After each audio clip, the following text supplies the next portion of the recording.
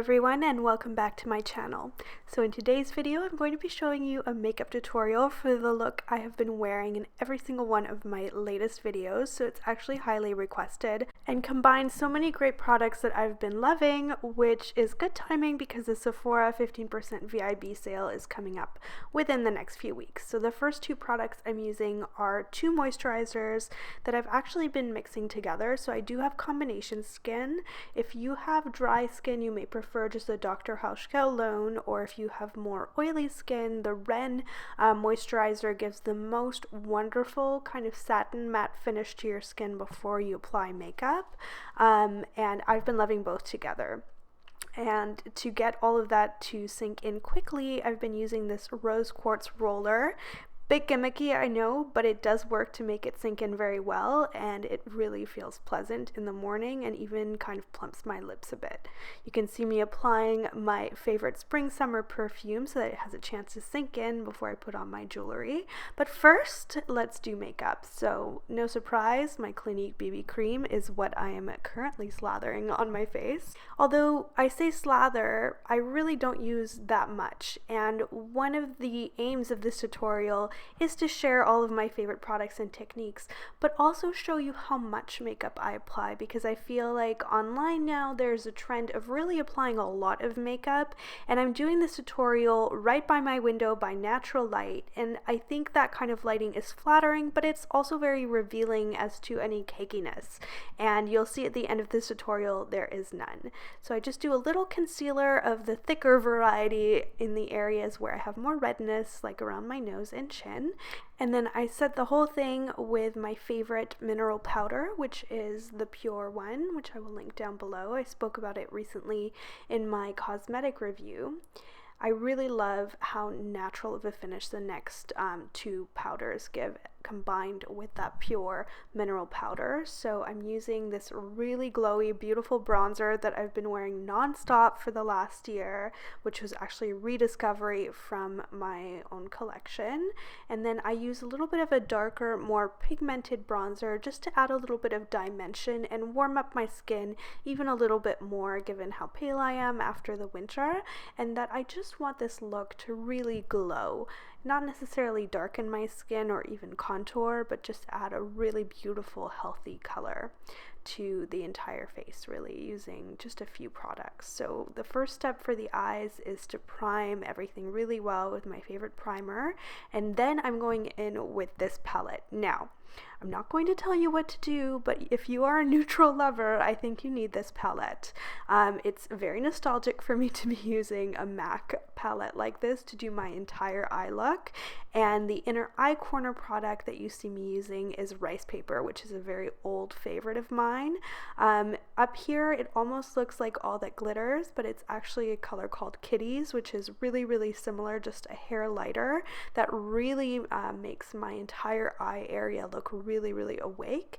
And all of these products that I'm applying on the inner eye corner, middle of the eye, and even the outer corner here, I'm using a color, it's called copper something, but it's actually more of a gold, just creates this base that really glows. So we'll finish it off with some more matte products because I am wearing this to the office. I really like the classic finish that matte gives in the crease and outer eye corner. And what you end up with, I think, is a look that has just a beautiful glow, but with a good amount of definition as well in the crease. So you can see I'm just buffing some of that matte color right into the crease, and then finishing it off with a nice defined outer eye corner, defining the outer V, as Marlena taught us, well, many of us on YouTube. And it's a really nice, rich espresso shade. I forgot how great MAC shadows are, how easy they are to work with. The last shadow palette that I've been this excited about is Coco Mirage from Tom Ford, which would also be a good purchase from the Sephora sale, but there's something about this palette that offers you a few more options since it has 9 colors instead of 4, and I've just absolutely been loving it. It would be perfect for travel.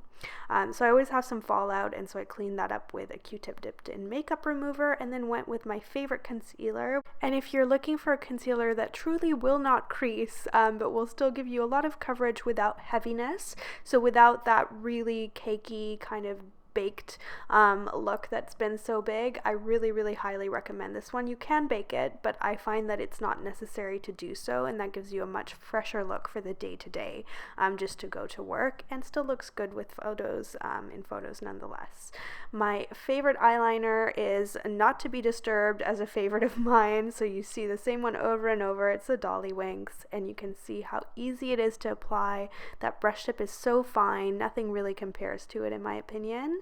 And then I have a new mascara that I'm excited to share with you. So I actually saw this on a friend of mine at brunch, and it was so notable to me how separated and just beautiful her lashes looked that I asked her about it before we could even be seated, and I'm absolutely loving it myself now, having stolen the recommendation from her. So I highly recommend it. I still define my brows with a tiny little bit of Anastasia powder, almost out of habit, and then set them with the Maybelline gel, which is awesome. I am happy with my microbladed brows, so they require a lot less work than they used to. And then the blush that I'm using is so pretty. It pretty much matches my top perfectly, and just to be over the top, I layer it with another blush that I'm loving that has a bit more glowiness, even just to transition into this product, which I am adoring. So this is a cream highlight.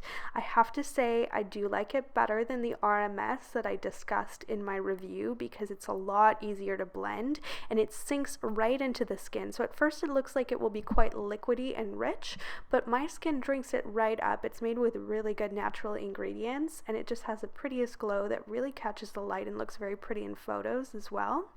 And then I'm finishing the whole look off with a new lip balm, which is part of my very favorite line. So most of the time when you ask me what's on my lip, it's something from this line, but this color is new and it has a really pretty raspberry kind of duochrome that I think looks almost a little bit unusual, quite different from anything else that I own. And then I'm just finishing off the entire look with the Akoya pearls from my own line. I'm wearing 2 of the long dewdrop necklaces layered, with one of them worn short. Then shaking out my hair, which I'm not really going to mess with too much. I'm just going to finger comb it and let it be. And that is the look. I hope you all enjoyed it. Thank you so much for watching and requesting this good old makeup tutorial. It makes me feel like an OG YouTuber to do one of these. I hope you're not bored by them yet, but periodically I think it's fun to share with you what I'm loving. So happy shopping in the Sephora sale. Everything will be linked down below, along with my own shopping basket of things I will be getting.